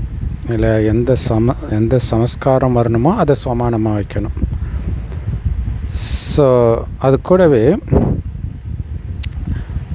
விதவிதமான வழியில் ஏதாவது ஒரு சமஸ்காரத்தின் மீது கவனம் செலுத்துங்க அப்படின்னு பாபா சொல்கிறார்.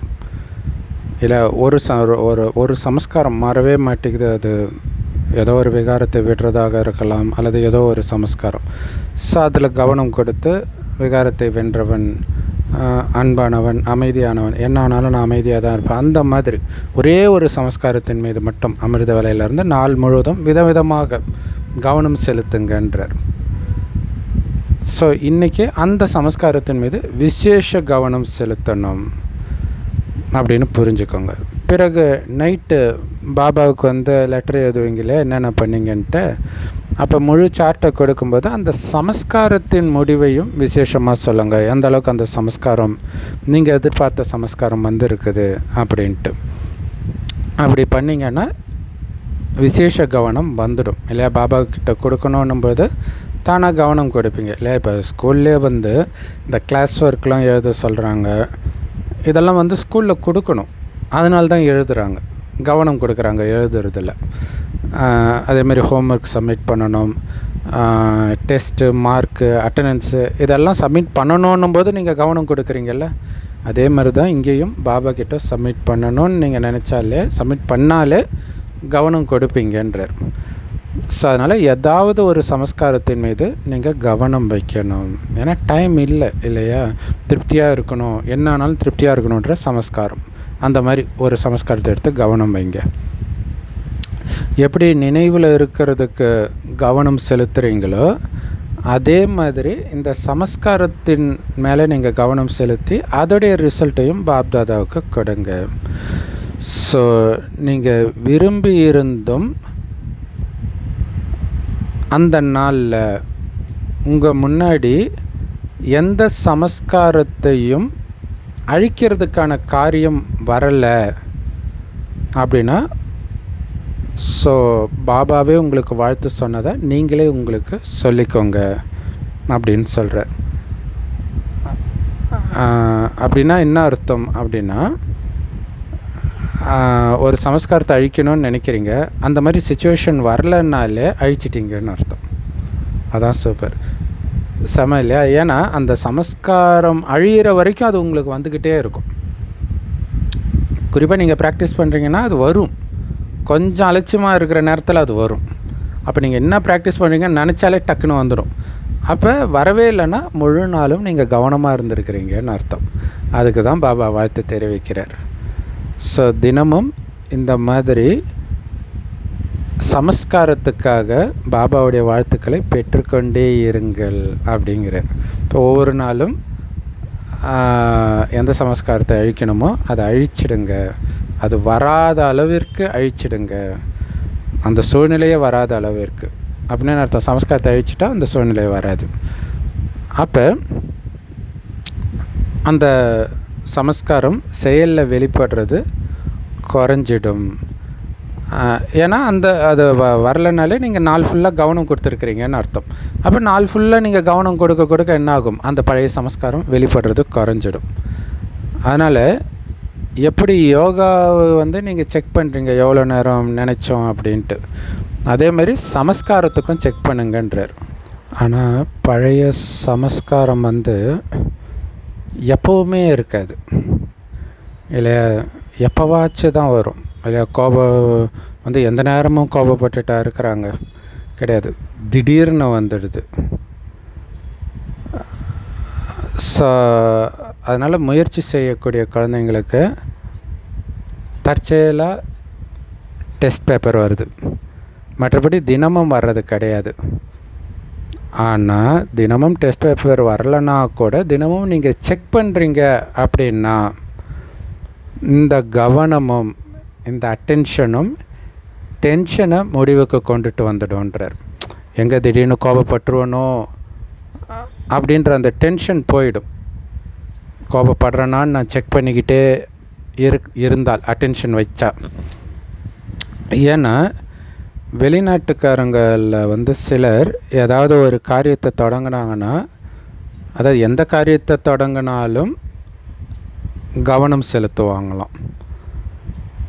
ஸோ அதனால் கவனம் செலுத்துகிறவங்க தான் முக்தி அடைய முடியும்னு பாபா சொல்கிறார் இல்லையா. ஸோ மேலே போகணுன்றதில் கவனம் வைக்கிறவங்க தான் மேலே டக்குன்னு போக முடியும். இங்கே விட்ட உடனே அங்கே ஓடி போயிடணும், வேறு எதுவுமே மைண்டில் வரவிடக்கூடாது, வரவிட்டால் மாட்டிக்குவோம். ஸோ இது பாபா நமக்கு வரதானமும் கொடுத்துருக்கிறார். என்னது, கவனம் கொடுத்தா முக்தி. ஒரு வினாடியில் அந்த ஒரு வினாடி, அதனால தான் ஒரு வினாடி ப்ராக்டிஸ். வினாடியில் முக்தி ஜீவன் முக்தின்றது அந்த ஒரு வினாடி நீங்கள் டக்குன்னு எந்த நேரமுமே உங்களுடைய கவனம் முக்தி தாமத்திலையும் ஜீவன் முக்தி தாமத்திலுமே இருந்துச்சுன்னா அந்த கடைசி நேரமும் அங்கே கவனம் இருக்கும், அப்போ நீங்கள் தப்பிச்சிடலாம்.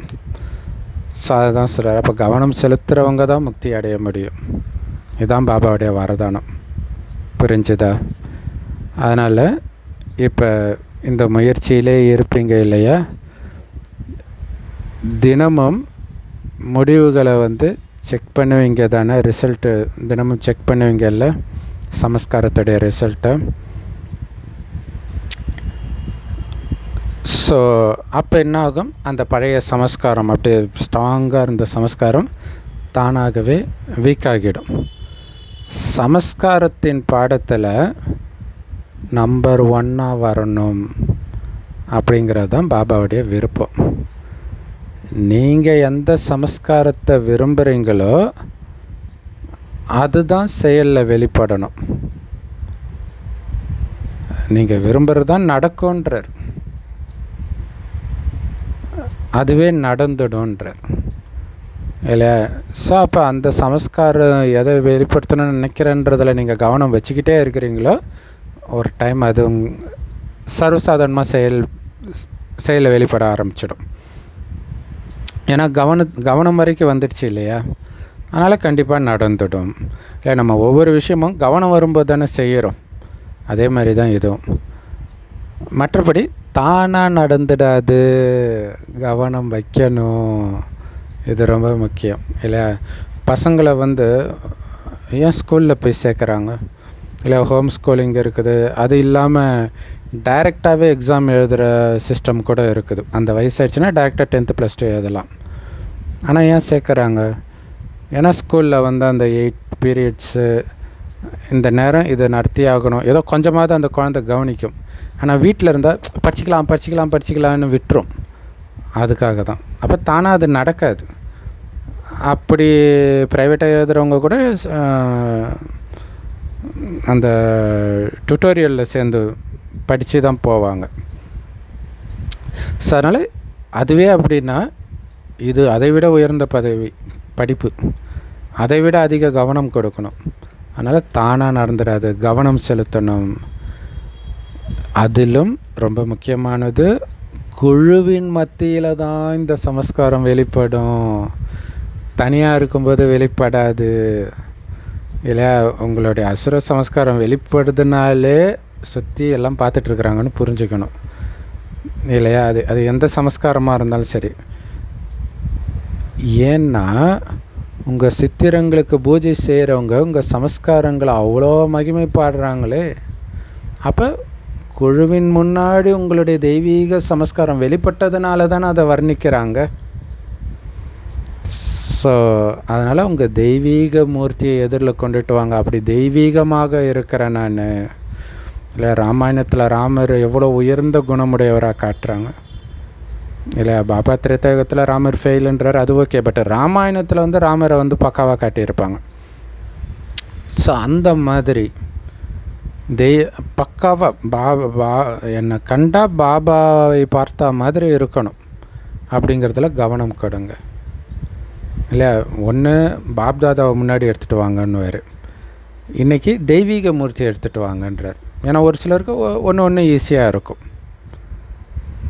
ஸோ பக்தர்கள் தேவதைகளுக்கு என்ன மகிமையாக பாடுறாங்களோ அந்த மாதிரி தேவதையாக நாம் ஆகணும் இல்லையா. ஸோ அதனால் அதை முன்னாடி எடுத்துகிட்டு வாங்க.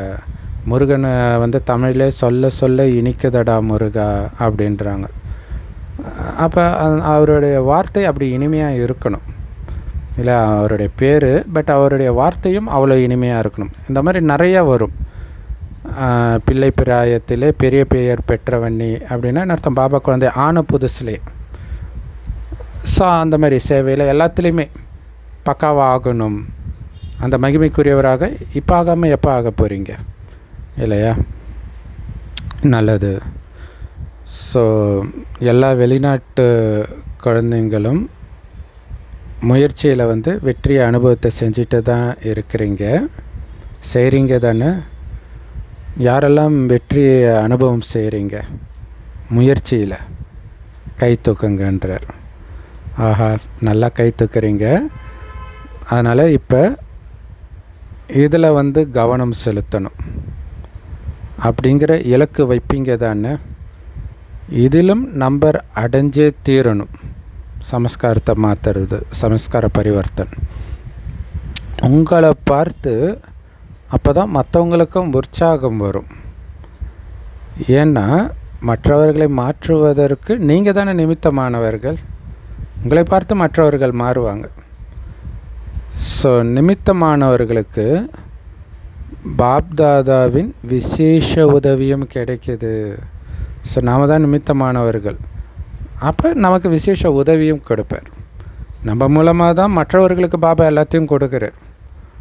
அப்போ மற்றவங்களுடைய குணத்தை மாற்றணும், அந்த மாதிரி நான் யாரையுமே பார்க்கல அப்படின்னு எல்லோரும் சொல்லுவாங்க இல்லையா. எங்களை பாருங்கள் அப்படின்ட்டு பாபா நம்மளை ஷோகேஸில் ஷோ பீஸாக மாற்றுற. என் குழந்தைய பாரு, ஷோ பீஸாக வச்சுருக்கிறேன் அப்படின்னு சொல்கிறார். ஸோ அந்த அளவுக்கு நமக்கு விசேஷ உதவியும் பண்ணுறார். மற்றபடி நிறைய சென்டர்ஸ் உருவாகிட்டு இருக்கிறது பாபாவுக்கும் சந்தோஷம். அதே மாதிரி சுய புருஷார்த்தத்தின் மீதும் கவனம் வைக்கிறீங்க. ஆனால் உங்களை பார்த்து மற்றவர்கள் மாறணும், அதுக்கும் நீங்கள் இப்போ நிமித்தமாகுங்கன்றார். இல்லை, நீங்கள் மட்டும் மாறினா போதாது, மற்றவர்களும் மாறணும். இல்லை, உங்களை பார்த்து மற்றவங்களுக்கு மாறுவதற்கு ஊக்க உற்சாகம் வரணும், அதில் கவனம் வைங்கன்றார். இது சமசூப்பர் இல்லை இது.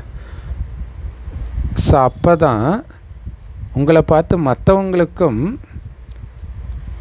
பரிவர்த்தனை சக்திக்கான உற்சாகம், ஊக்க உற்சாகம் வரும். அதாவது மாற்றிக்கிறதுக்கான சக்திக்கான உற்சாகம் வரும். மற்றபடி முயற்சியில் எல்லோரும் வரிசைக்கிரமமாக தான் இருப்பீங்கன்றது பாப்தாதாவுக்கும் தெரியும். சரி, வரிசைக்கிரமமாக தான் அவங்க இருப்பாங்க, மாறுறவங்க, நம்மளை பார்த்து மாறுறவங்க. நம்ம வரிசைக்கிரமமாக இருந்துடக்கூடாது. ஸோ மற்றவங்க வரிசைக்கிரமமாக இருப்பாங்கன்றது நம்ம புரிஞ்சிக்கக்கூடியது தான். இல்லை, நம்மளை பார்த்து அப்படியே எல்லோரும் மாறிட போகிறது கிடையாது. ஒரு சிலர் டக்குன்னு அவங்கள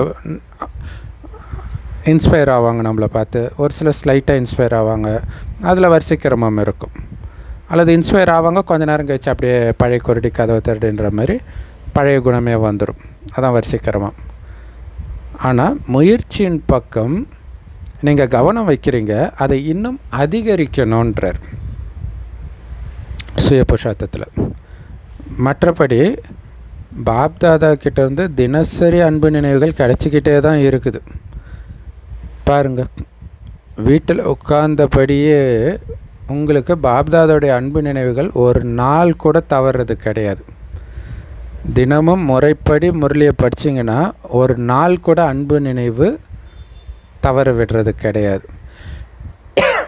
இல்லை, கட்சியில் முடிக்கும்போது அன்பு நினைவுகள் சொல்லி தான் பாபா முடிக்கிறார். தினமும் அன்பு நினைவுகள் கிடைக்குது, எல்லாருக்கும் கிடைக்குது. இதுதான் பாப்தாதாவுடைய அன்பின் அடையாளம். ஸோ பாப்தாதா அன்பு நினைவுகள் தினமும் கொடுக்கறது தான் அவருடைய அன்பின் அடையாளம். ஆனால் முரளியை நீங்கள் தவற விட்டுட்டிங்கன்னா அன்பு நினைவுகளும் தவறி போயிடுது. அதனால் நீங்கள் முரளியை மட்டும் தவற விடலை, பாப்தாதாவுடைய அன்பு நினைவு, வரதானம், இந்த மாதிரி எல்லாத்தையும் தவற விட்டுடுறீங்க. ஸோ முரளியை வேணும்னா நீங்கள் படிச்சுக்குவீங்க அடுத்த நாள் கூட. ஆனால் பாப்தாதாவுடைய அன்பு நினைவு தினமும் கிடைக்கணும்னா, இல்லை, அது அன்பு நினைவு கிடைக்கிறதுக்காக நிர்ணயிக்கப்பட்ட நேரம் இருக்குது, அது தவறி போயிடுச்சே அப்படிங்கிறார். ஸோ அப்போ அந்த முரளி படிக்க வேண்டியது எவ்வளோ முக்கியமான விஷயம் பாருங்கள். அதனால் உற்சாகம் இருக்குது, பாப்தாதாவுக்கும் அதை பார்த்து சந்தோஷம் இருக்குது. ஸோ முரளியை யாராவது தவற விடுறீங்களா? இரட்டை வெளிநாட்டினர் யாராவது முரளியை தவற விடுறவங்க இருக்கிறீங்களா? எந்த காரணத்துக்காக வேணும்னாலும் அப்படின்னு பாபா கேட்குறாரு. இல்லைன்னு பதில் வருது. ஓகே, தவற விடுவதில்லை. ஆனால் ஒருத்தர் மட்டும் கை உயர்த்தி இருக்கிறாரு. பாபா சொல்கிறார், இனிமேல் தவற விடக்கூடாது, முரளியை தவற விடக்கூடாது, ஃபோன்லேயாவது கேளுங்கன்றார். இல்லையா, ஃபோன்லேயாவது கேளுங்க அப்படிங்கிறது அப்போ மொபைல் ஃபோன் இதெல்லாம் இன்டர்நெட்டில் வர்றது இதெல்லாம் கிடையாது. பட் இப்போதைக்கு அதை இப்படி வந்துடுது இல்லையா, ஃபோன்லேயே முரளி கேட்குறதுன்ட்டு. பட் ஆனால் ஃபோன் பண்ணி கேட்பாங்க. பிரம்மா பாபாவே அந்த மாதிரி ஃபோன் காதில் வச்சுக்கிட்டே முரளி எடுப்பார். ஸோ அந்த அர்த்தத்தில் பாபா சொல்கிறார். ஸோ அப்போ பாருங்களாம், படிக்க முடியலைன்னா எப்படியாவது கண்டிப்பாக கேளுங்கன்றார். இது பாபாவுடைய கட்டளை, மிலிட்ரி இது இல்லையா. கண்டிப்பாக ஆஜராகுங்க முரளி கேட்குறதுக்கு, எப்படியாவது நல்லது. மற்றபடி சபைக்கு வந்திருக்கக்கூடிய புது குழந்தைங்க, பழைய குழந்தைங்க யாராக இருந்தாலும் சரி, ஸோ இதை உறுதியாக குறித்து கொள்ளுங்கள், எதை, முரளியை தவற விட மாட்டேன் அப்படின்ட்டு. ஏன்னா பாபா தினமும் பரந்தாமத்திலேருந்து வரார் உங்களுக்கு முரளி கொடுக்க. எவ்வளோ தூரத்துலேருந்து வரார், எதுக்கு வரார், யாருக்காக வரார்? குழந்தைகளுக்காக தானே வராரு. பாபா எப்படி முரளியை தவற விடுறது இல்லையோ, அதே போல் குழந்தைங்களும் முரளியை தவற விடக்கூடாது. நல்லது. அப்போ யோசிக்கணும், நமக்கு இப்போ ஸ்தூலமாக நமக்காகவே ஒருத்தர் ரொம்ப தூரத்துலேருந்து வந்தாருன்னா நம்ம அதுக்காக போய்டுவோம்ல. அவர் அது அவ்வளோ தூரத்துலேருந்து வர்றார். இப்போ கடவுள் அவ்வளோ தூரத்துலேருந்து வராரு இல்லை, அப்போ நீங்கள் தவற விடலாமா? நல்லது. இப்போ மதுபனுக்கு வரீங்க, வர்றதுக்கு முன்னாடி ஒரு ஃபார்ம் ஃபில் பண்ணுவாங்க. அதே மாதிரி தினமும் முரளி கேட்டீங்களா, அல்லது எத்தனை நாள் தவற விட்டீங்க, அதையும் எழுதுங்கன்றார். இல்லை அட்டண்டன்ஸ் போட சொல்கிறார். சம்மதமா? சரின்றவங்க கையை உயர்த்துங்க. மதுபனில் இருக்கிறவங்களும் கையை உயர்த்துங்க. எந்த காரணத்துக்காகவும் முரளியை தவற விடக்கூடாது. எப்படி சாப்பாட்டை தவற விடுறது இல்லையோ அதே மாதிரி இதுவும் உணவு தானே. மைண்டுக்கு, ஆத்மாவுக்கு. அது உடலின் உணவு, இது ஆத்மாவின் உணவு. நல்லது. புதிதாக வந்தவங்களுக்கும் இந்த உணவு கிடைக்கிது. அவங்களும் இந்த விதியை பின்பற்றணும். முரளி மிஸ் பண்ண மாட்டேன்ட்டு இதை பழையவங்களுக்கு நினைக்கக்கூடாது இல்லையா? ஏன்னா எல்லா விதியும் எல்லோருக்கும் பொதுவானது தான். மற்ற விதிகள் போல் இதுவும் ஒரு விதி. பிராமணன்னாலே முரளியை தவறாமல் கேட்பவன், சேவை செய்பவன் அர்த்தம். நல்லது. ஸோ பாப்தாதா எல்லா திசையில் உள்ள குழந்தைங்களுக்கும் அன்பு நினைவு மற்றும் வாழ்த்துக்கள் கொடுக்கிறார். சதா ஊக்க உற்சாகத்தில் முன்னேறிட்டு இருக்கிறீங்க. தொடர்ந்து முன்னேறுங்க. ஒருபோதும் உங்களுடைய ஊக்க உற்சாகம் எந்த காரணத்தினாலும் எந்த விஷயத்தினாலும் குறையக்கூடாதுன்றார். குறைச்சிக்காதீங்க. என்ன வேணாலும் ஆகட்டும், நீங்கள் முன்னேறதில் ஊக்க உற்சாகம் குறையாமல் அதே வேகத்தோடு முன்னேறணுன்றார். இல்லை சிலர் ஆரம்பத்தில் குஷியாக சேவை செய்வாங்க, அதுக்கப்புறம் விட்டுருவாங்க. அதேமாதிரி சுய புருஷோத்தமம் குறையக்கூடாது.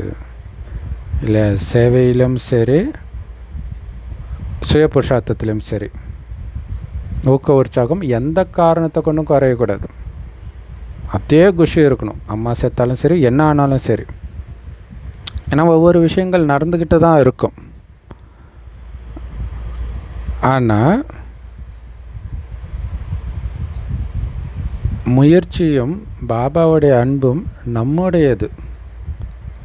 அதனால் ஒருபோதும் உங்கள் புத்தியை பாபாவை தவிர வேறு எந்த விஷயத்துலையும் ஈடுபடுத்தக்கூடாதுன்றார்.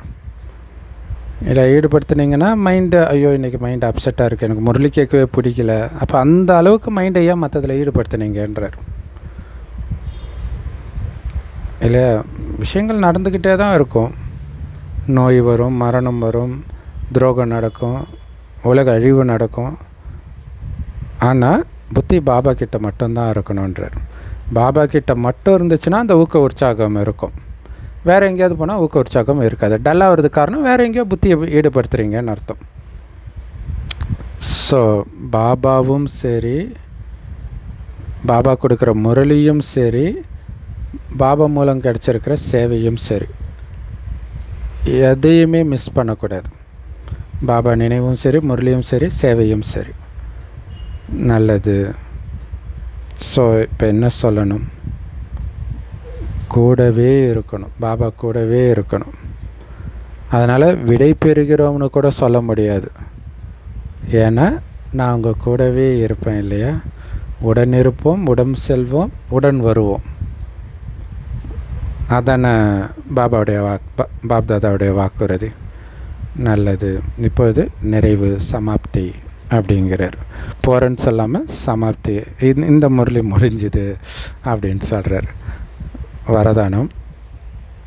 சக்தி ரூபத்தின் நினைவின் மூலமாக தூய்மையற்ற சமஸ்காரங்களை அழிக்கிற காளி சொரூபமாகுங்கள். சூப்பரான விஷயம் இல்லை?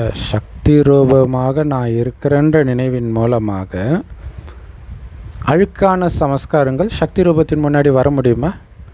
அப்போ அந்த சக்தி ரூபமாக இருக்கிறன்ற அந்த நினைவின் மூலமாக அழுக்கான சமஸ்காரங்களை அழிக்கக்கூடிய காளி ரூபமாகுங்கள்ன்றார். அதுக்கு விளக்கம், நான் அனைத்து ஆயுதங்களையும் தாங்கிய சக்தி அப்படிங்கிற இந்த ரூபம் உங்களுக்கு சதா ஞாபகம் இருக்கணுன்றார் இல்லையா? காளி, தேவி எல்லாமே எல்லா ஆயுதங்களும் இருக்கும்.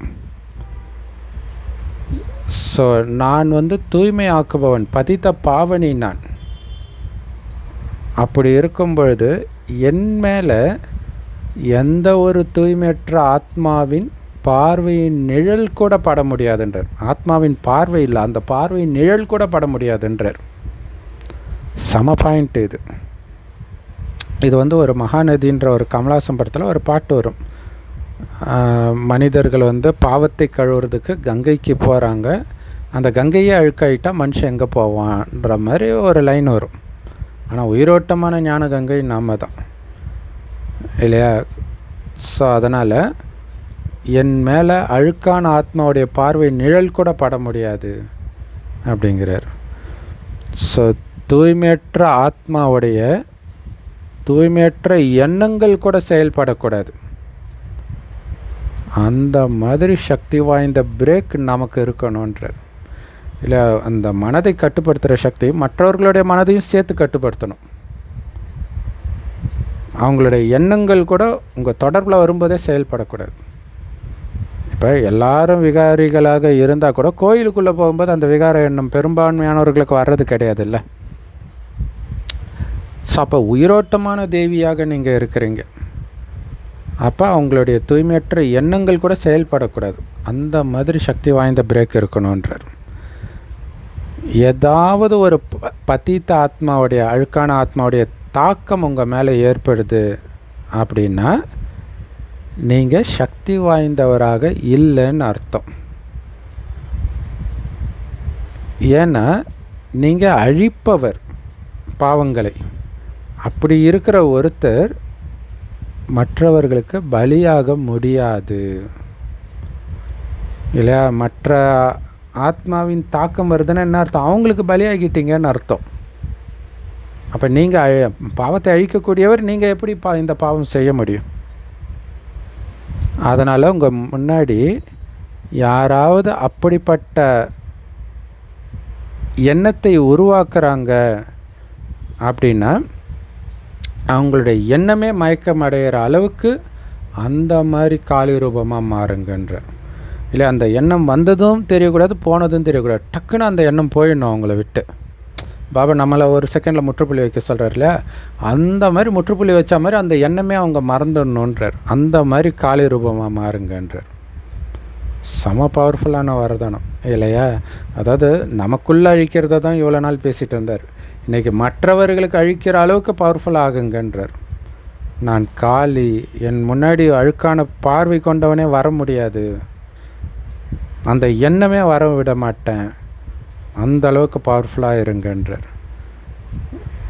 செம பவர்ஃபுல்லான பாயிண்டில் காளி ரொம்ப பயங்கரமான தோற்றம் இல்லையா? ஸ்லோகன்.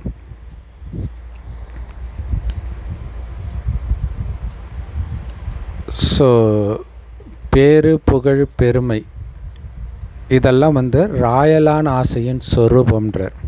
எனக்கு என்ன பேர் இருக்குது தெரியுமா, எனக்கு என்ன புகழ் இருக்குது, அப்படி எனக்கு அந்த பெருமையாக இருக்குது, இதெல்லாமே ராயல் ஆசையின் சொரூபம். அது கூட இருக்கக்கூடாதுன்றார். அவ்யக்தேஷரா ஜுவால சொரூப நிலையில் இருந்து சக்திசாலியான நினைவை அனுபவம் செய்யுங்க. அதுக்கு விளக்கம் சாரதி அப்படின்னா ஆத்ம அபிமானி. நேற்று சொன்னார்ல, இந்த உடல்ன்ற ரதத்தை இயக்கிற சாரதி ஆத்மா, அந்த உணர்வில் இருக்கிறது. அப்போ ஆத்ம அபிமானி தானே சாரதினால. ஏன்னா ஆத்மா தான் சாரதி. பிரம்ம பாபா இந்த முறையின் மூலமாக தான் நம்பர் 1 வெற்றியை பெற்றாருன்றார். இல்லை, தன்னை சாரதியாகவே நினச்சிட்டு இருந்தார். அதனால தான் பார்த்த சாரதின்றாங்க. ஸோ அதனால் பிரம்மா பாபாவை ஃபாலோ பண்ணுங்க. எப்படி பாபா உடலை வசப்படுத்தி பிரவேசிக்கிறாரோ சிவபாபா, அதாவது சாரதி ஆகிறாரோ, அவர் வந்து உடலுக்கு அடிமை ஆகிறது கிடையாது இல்லையா? அதனால தான் தனிப்பட்டவராகவும் அன்பானவராகவும் இருக்கிறார். எல்லாத்துலேருந்தும் விலகி இருக்கார், அந்த உடம்புலேருந்தும் விலகி இருக்கிறார். அதே நேரத்தில் அன்பாகவும் இருக்கிறார் சிவபாபா. அதே மாதிரி நீங்கள் கூட அனைத்து பிராமண ஆத்மாக்களும் பாபாவுக்கு சமமாக சாரதி ஸ்திதியில் இருங்க. இப்போ சிவபாபாவும் சாரதி ஸ்திதியில் தான் இருக்கிறாரு, அவருக்கு இயல்பாகவே அப்படி தான் இருக்கும். பிரம்ம பாபாவும் அப்படி தான் இருக்கிறார். அந்த மாதிரி இருங்க. சாரதி சாட்சியாக இருந்து எதை செஞ்சாலும், எதை பார்த்தாலும், கேட்டாலும் மற்றும் எல்லாத்தையும் செஞ்சாலும் மாயாவின் பிடியிலிருந்து விடுபட்டவராகவே இருப்பார் இல்லையா? சாட்சியாக இருந்து எதையும் செய்யணும், அதுதான் ரொம்ப முக்கியமானது. அப்படின்னு அர்த்தம் விலகி மர்ஜீவா வாழ்க்கை, இறந்துட்டேன், ஒன்று ஆத்மா, அடுத்தது நான் இறந்துட்டேன், அப்படி விலகி இருக்கும்போது அதுதான் சாட்சியாக இருக்கிறது. எனக்கு இதுக்கு சம்மந்தமே இல்லை. இல்லை நான் பாபா சொல்கிறார், நான் செய்கிறேன், ஆத்மா நான் சொல்கிறேன், உடம்பு செய்யுது, அவ்வளோதான். அதனால் அந்த செய்கிறதுக்கும் எனக்கும் கூட ஒரு ஈர்ப்பு இருக்காது. அதோடைய பலன் மேலே எனக்கு கவலை கிடையாது. அதான் கடமை செய் பலனை எதிர்பாராதே. அது கரெக்டாக வருதா, ரைட்டாக வருதா, தப்பாக வருதா, அதை பற்றி கவலை கிடையாது. அது புகழறாங்களா இகழ்கிறாங்களா, அதை பற்றி கவலை கிடையாது. அதே மாதிரி பார்க்கக்கூடிய விஷயங்கள் அதில் கவரப்பட மாட்டாங்க. கேட்கக்கூடிய விஷயங்கள் அது கேட்டு சந்தோஷம் அடையவும் மாட்டாங்க, துக்கம் அடையவும் மாட்டாங்க. ஏன்னா அதுக்கும் எனக்கு சம்மந்தமே இல்லை. நான் செத்து ரொம்ப நாள் ஆகுது இல்லை. ஏன்னா இதெல்லாம் நீங்கள் கேட்டிங்கன்னா தான் மாயா உங்களை பிடிக்கும், வலை போடும். அதில் நீங்கள் எப்போ விடுபடுவீங்க? நான் செத்துட்டேன், சாரதியாக இருந்து இந்த உடலை இயக்கிறேன், ஆனால் இந்த உடல் என்னது கிடையாது, இந்த உடலே என்னது கிடையாது. அப்போ நான் சொல்கிறத தான் கண்ணு பார்க்கும், நான் எதை கேட்கணுன்றனோ அதை தான் காது கேட்கும். அப்போ அங்கே நடக்கிற அந்த புகழ்ச்சியோ அல்லது இகழ்ச்சியோ அது நீங்கள் கேட்கவே இல்லை, கேட்கக்கூடாதுன்னு கட்டளை இட்டீங்க. பாபாவோடு இருந்து சக்தி கொடுக்கறதுல இதில் கவனம் கொடுத்துட்டு இருக்கிறீங்க. அப்போ கேட்டால் தானே அது உங்களை பாதிக்கிறதுக்கு. அப்போ தானாகவே அதிலிருந்து விடுபட்டவராக இருப்பீங்க. ஸோ செம powerful Murli. Love you Bapdada. Thank you Bapdada. குஷியாக இருங்க, குளிர்ச்சியாக இருங்க.